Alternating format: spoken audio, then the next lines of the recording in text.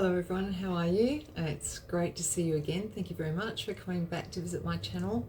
I really appreciate you spending some time with me, especially today as I am officially celebrating 12 months since I undertook a deep plain lower neck and facelift in Bali, Indonesia.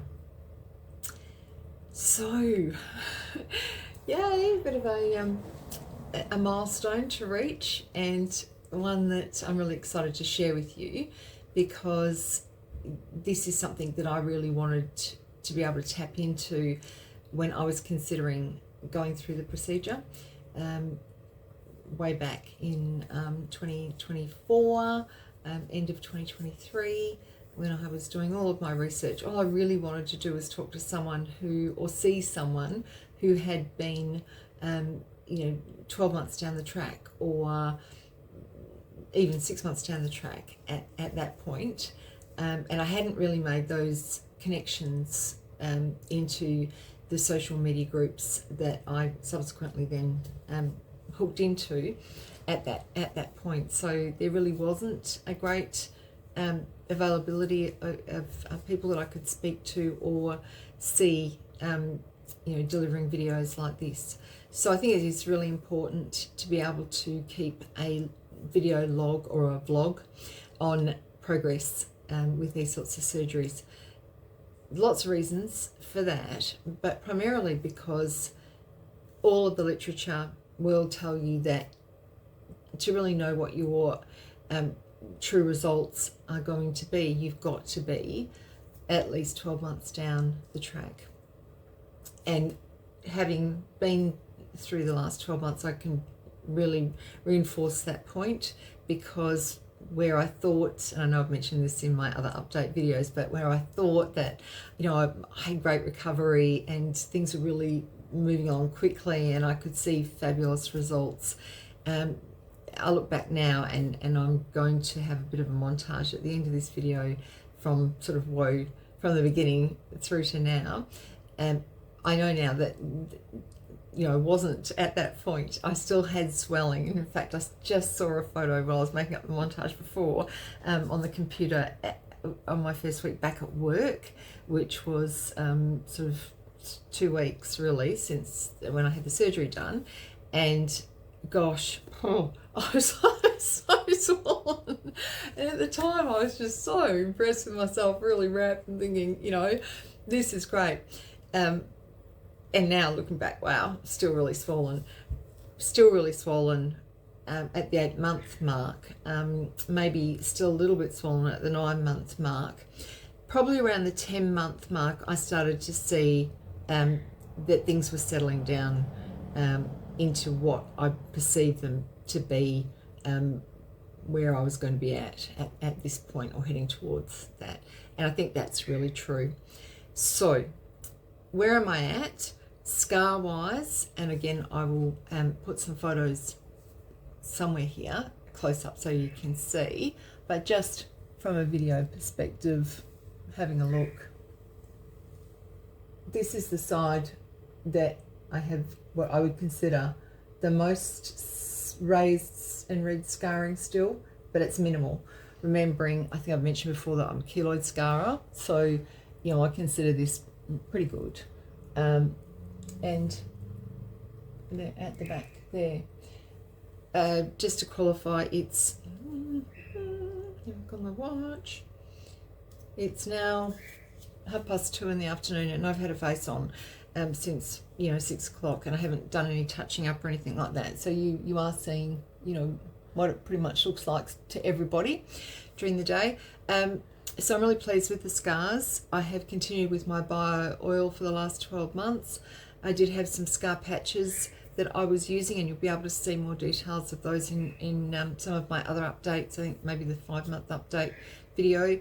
So I feel that there was, they were good.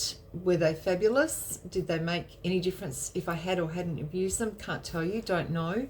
But I did it anyway. But certainly bio oil for me has always been a big part of my daily regime when it comes to my skincare. So it just continued on that, I would be taking it to the back as much as possible. I'm remembering my scars go up into my hairline, or did, and there's just nothing there that can be identified. I wear my hair up all of the time, especially in summer. It's hot, it's been humid, my hair goes up all the time, and I don't care. One thing I do though, and we just spent a week camping down south, and we go out crabbing, we've got boat, and really we rough it up. For the first time I really took care of my scars with made sure I had plenty of sunscreen on my scars. That was something that I was really cognizant of, and I had a brimmed hat that sort of covered up my ears as well. Not that I wouldn't normally wear a hat and sunscreen, but I sort of went just a little bit more just in case the sun catches it, etc. So yeah, happy with the scars. Numbness, it took a long time for me to get full feeling back into my lower face and neck area. Still just a touch of numbness here on this side, but certainly on my left side, my ear was cold to the touch, and I still couldn't really feel my ear pods or anything like that in my ear or my earring going in or out up until about a month ago. So much so that I'd contacted my surgeon's secretary and said, I've got some concerns that there might be some permanent nerve damage there. Even though I'd done my research and I knew that, you had to wait the full 12 months, I figured I was close enough. And this, it's really cold, and, I didn't feel that there was a lot of, if I slept on it, I wasn't feeling it still. And it really worried me. Remembering that this is where there's more sort of scarring, and I feel that this side probably got more of a pull, maybe. And I'll talk about why I picked that up in a minute. Yeah, so that's that. The numbness is just now starting to dissipate on this ear. So at the top, yep, no problems, feel it, it's all good. But when we get down to here and to here and back here, I'm still quite numb. So what I started to do is really give it, I've really been giving it a good massage, a bit of physiotherapy every day, whenever I can, and which is, if I'm sitting in front of the computer or the television or something, I'm constantly giving it a good hard rub and telling it to get its act back together, and I'm noticing that that's making a difference. But also, of course, I've hit the 12-month mark, 12-month mark, which we know it is from the research I've done right globally. The peer-reviewed papers will say that this is something that will take at least 12 months in a lot of cases, depending on the amount of work that's been done and the amount of nerves that sort of were interfered with during the facelift process. So yeah, this side fine. Right, you'll see my before and after shots coming up. A big concern for me, and the reason I went in to have the surgery done, was because I had the jowl thing going on and a lot of lax skin here, which really bothered me. I also felt that my marionette lines were becoming more evident, and that's a family trait with us. So I really wanted to have reduce that down a little bit. As I've said before, what I wasn't chasing was the windswept look. I didn't want to look like, this. I didn't want to feel that everything was super, super tight. I also was cognizant of the fact that, too much drawing up then affects the area around and under the eyes. And that was not something that I was interested in messing around with either. So I went for a minimalist look, a look that wouldn't shock people, and that's the discussion I had with my surgeon at the time.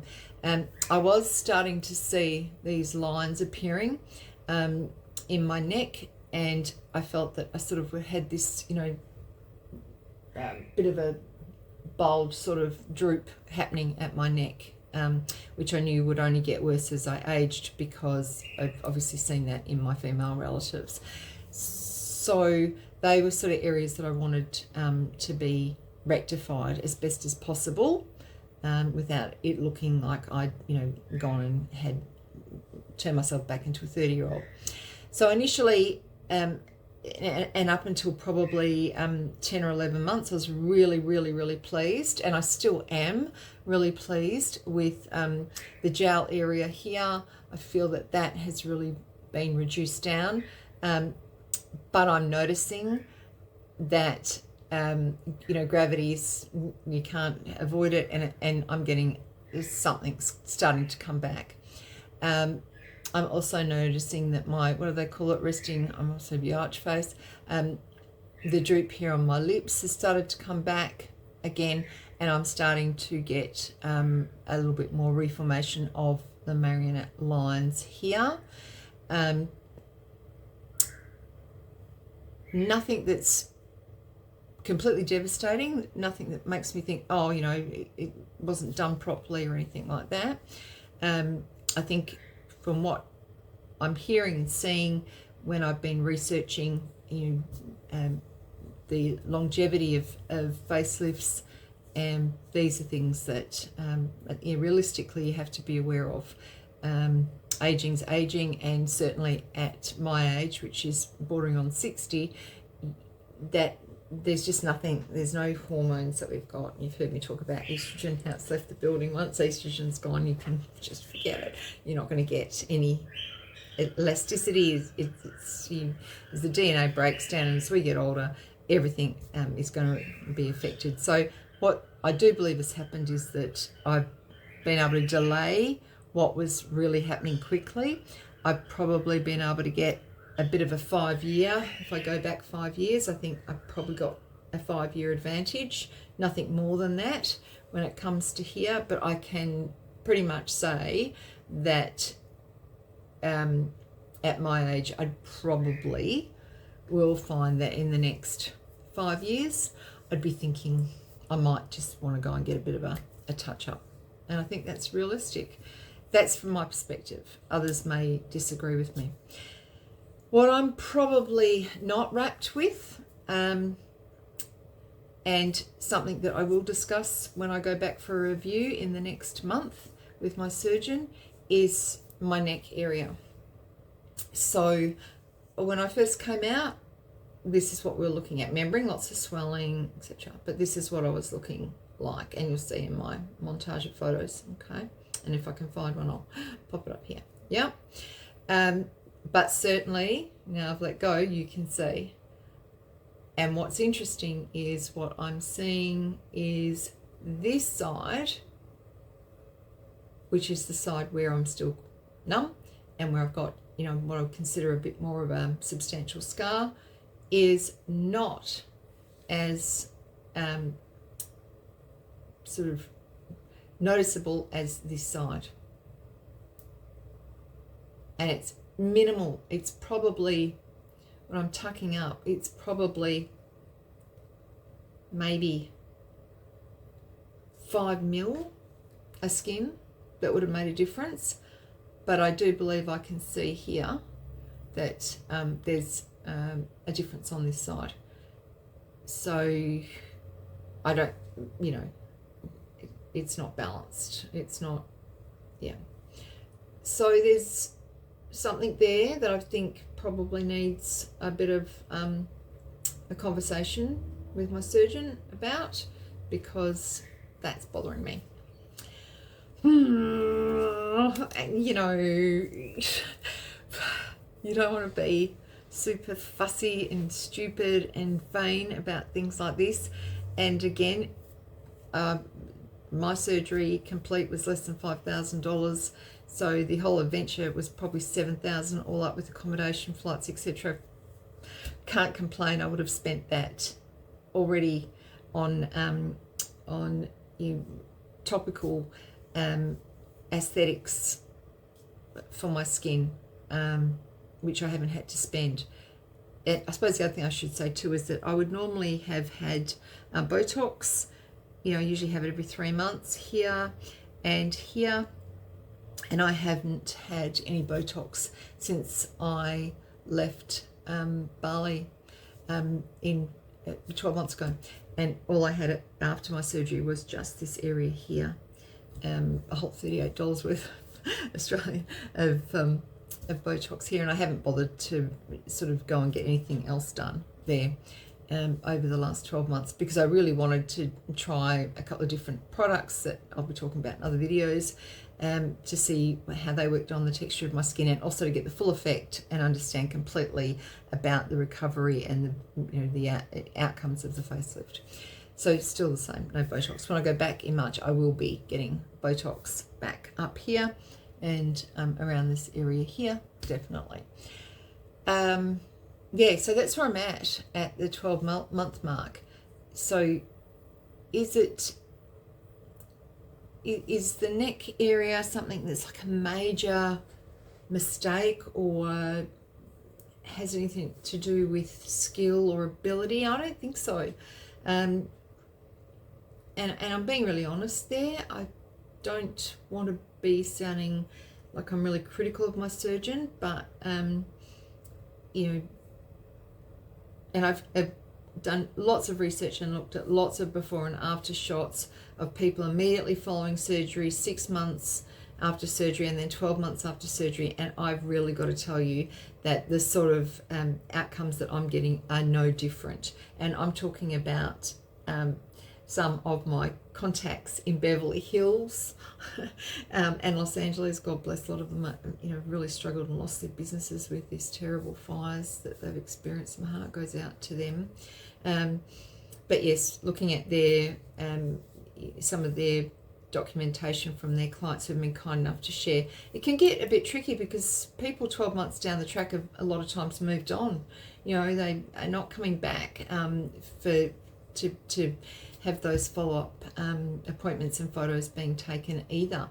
It's expensive to go back for a follow-up. I mean, if I was a plastic surgeon, I'd probably, and I felt really confident in my work, I'd probably make that a free appointment for someone to come back for a 12-month review, so I could advertise what it looks 12 months down the track. So there's a very limited amount of information around, and I said that at the beginning of the video, and that's why I'm doing this now.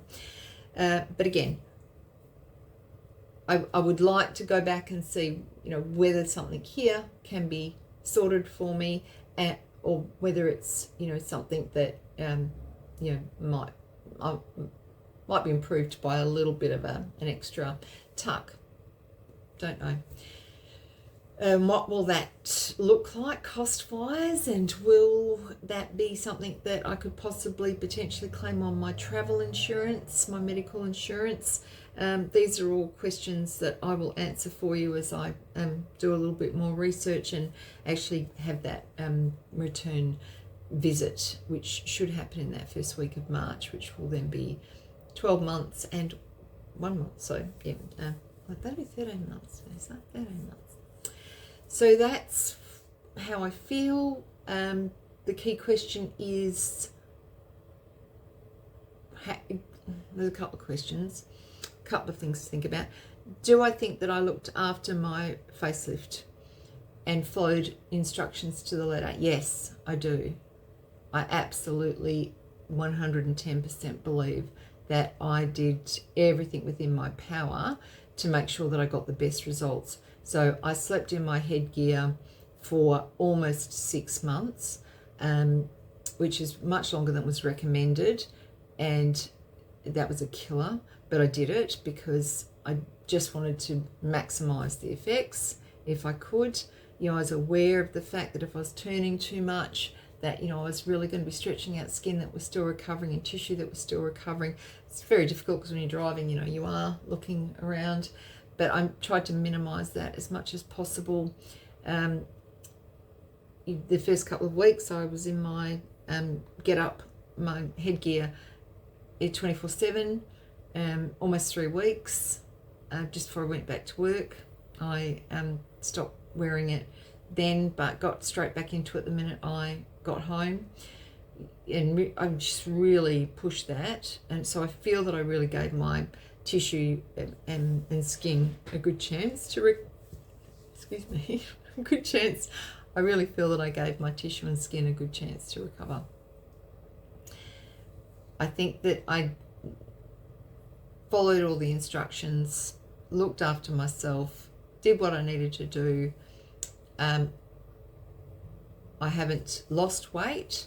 I did gain a little bit of weight mid-year with a few bits and pieces that were going on and changing sort of my daily activity.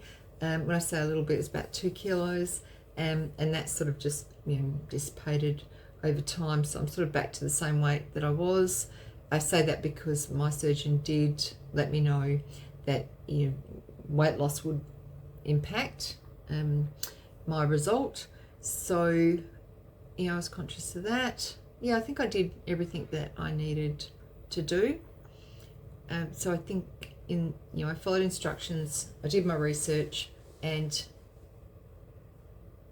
I think that I got the best that I could out of my result without impacting my tissues and my, you know, skin in any negative manner. Would I do it again? Look, definitely for the price. It was just too good to be true.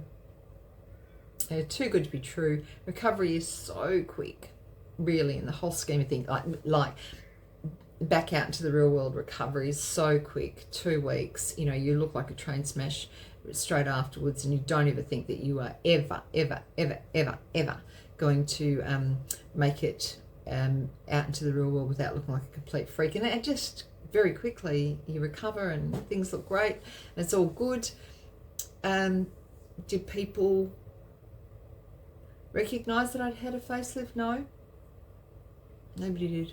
There's only people I'd told, and even then I didn't get people saying, yeah, it looks fantastic, oh wow, you know, gosh, you can really tell. I think people were sort of a little bit like, well, I can't tell enough, so do I say anything? I don't know. Maybe people were just being polite.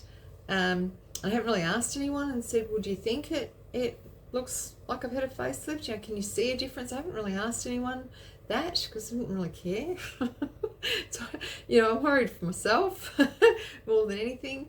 And, you know, just hoping to delay the passage of time and make myself still relevant in the employment world, especially in corporate, because the minute you hit 50, you sort of disappear, and you're not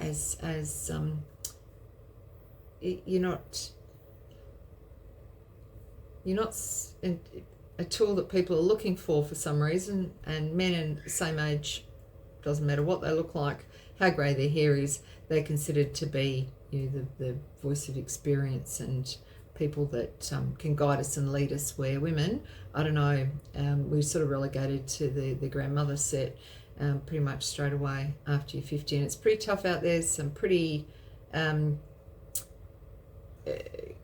competitive younger people out there these days, younger women who are really keen to benefit from ageism, although no one ever mentioned it, of course. But, you know, and their theory is we've done our time, get out of the way and let us in. And I still think I've got quite a lot to give. So for me, this was part of that journey as well, making myself a little bit more relevant. And not that I feel that we should have to, but I did.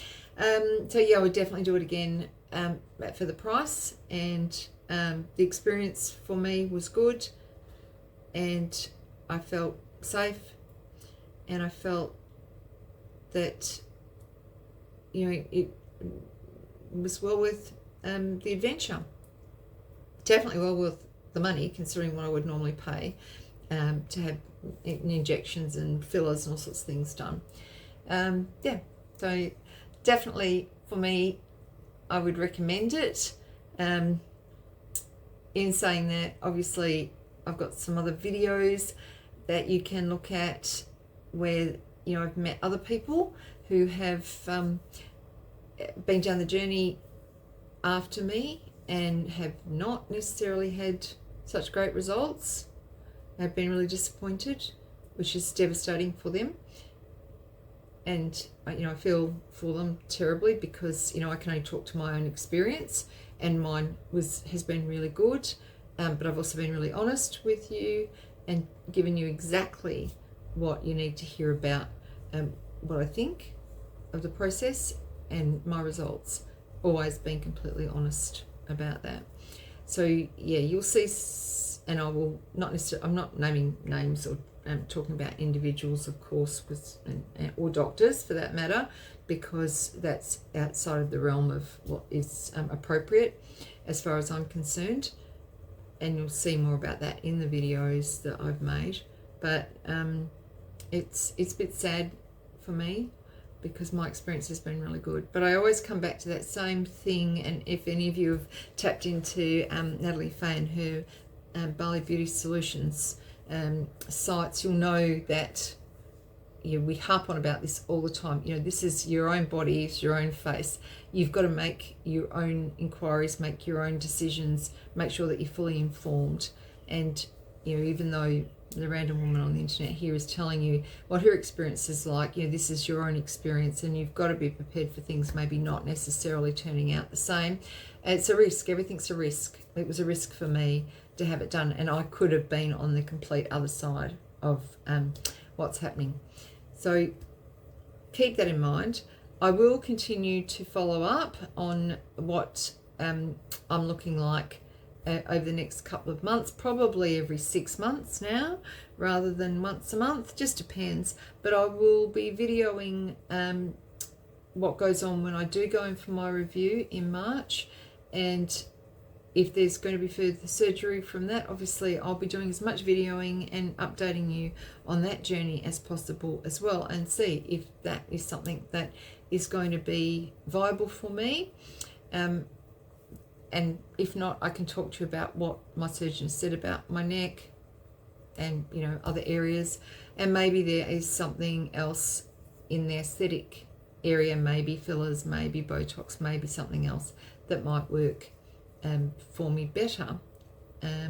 I'll keep you informed on all of that. Otherwise, I'm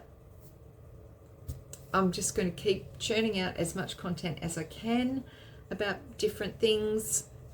I'm really looking forward to maybe venturing outside of Bali to look at what is available in other Asian areas close to home.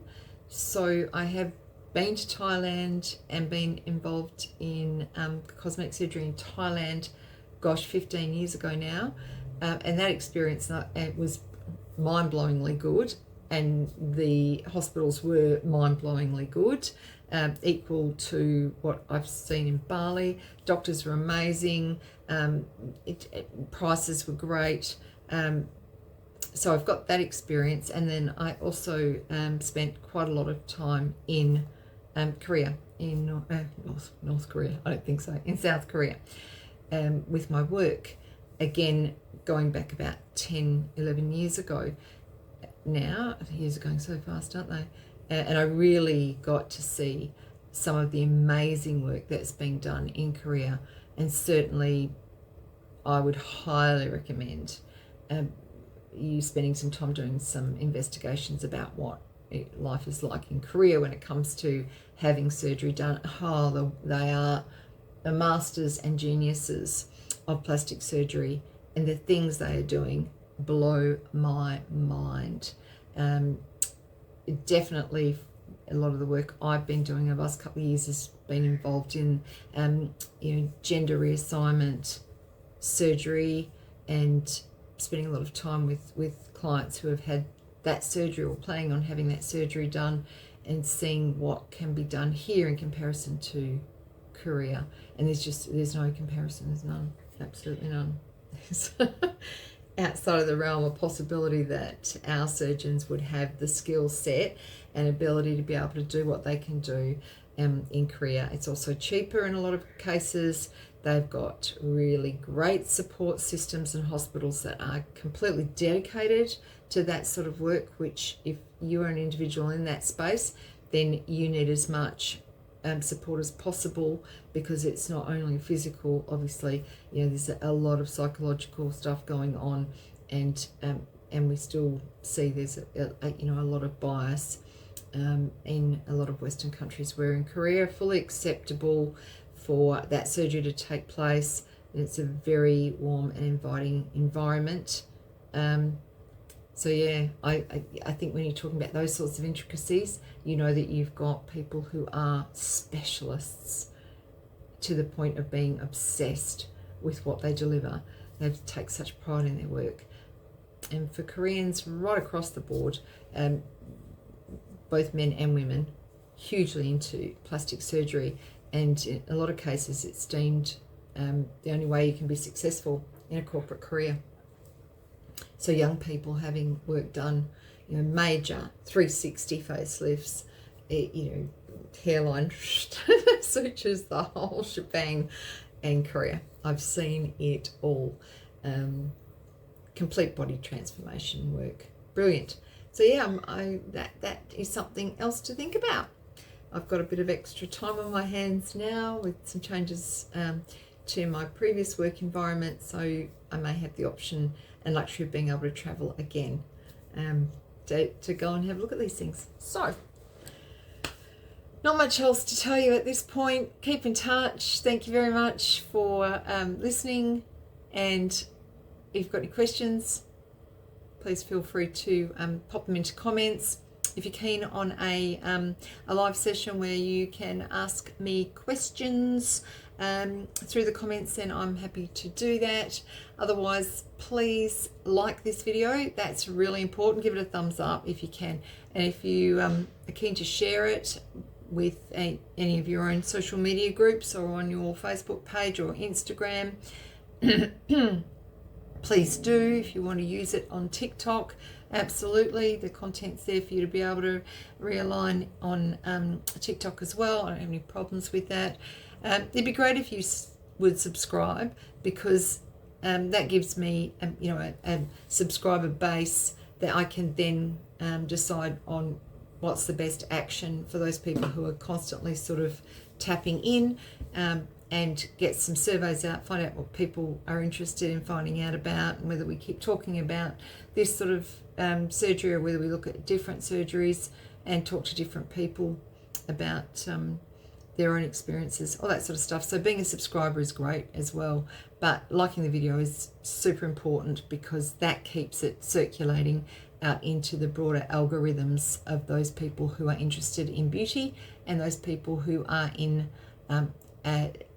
a certain age bracket. Our certain age bracket, if you're somewhere close to my age. Otherwise, I will catch you in the next video. Take care, look after yourselves, and if you yourself are recovering from a facelift in Bali, I'd love to hear from you and find out where you're at your stage and what you believe your recovery is looking like. Be great to catch up with you then. End of the video, bit of a montage that I will add in. Otherwise, I will see you soon.